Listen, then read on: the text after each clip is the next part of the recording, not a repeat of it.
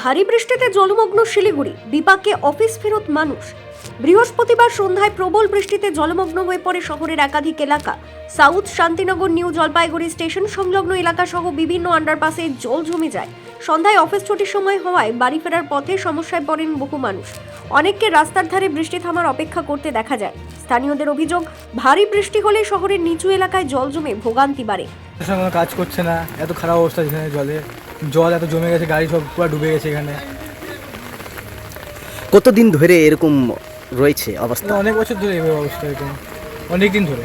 অনেক দিন ধরে না? দাদা, কতদিন ধরে এখানে জল জমে রয়েছে? দাদা, আমি তো এখানে এসেছি জাস্ট 2-3 মাস হয়েছে, তো এটা আমার ফার্স্ট টাইম।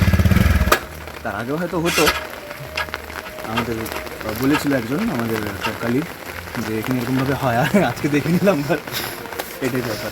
কেমন লাগছে? দাদা, আমাদের তখন কিছু রাত্রের ডিনার নেওয়া হয়নি। হ্যাঁ, ওটা এখন নিতে যাচ্ছিলাম, তো হলো না। এখন দেখি লাইনও নেই বৃষ্টির জন্য, দেখি এখন কী হয়। কোথায় যাচ্ছিলেন আপনি? আমরা যাচ্ছিলাম ফুলেশ্বরের দিকে। ফুলেশ্বরের দিকে?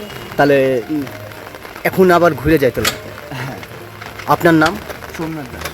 শিলিগুড়ি থেকে প্রিয়াংশু চক্রবর্তীর রিপোর্ট, বিগ নিউজ বাংলা।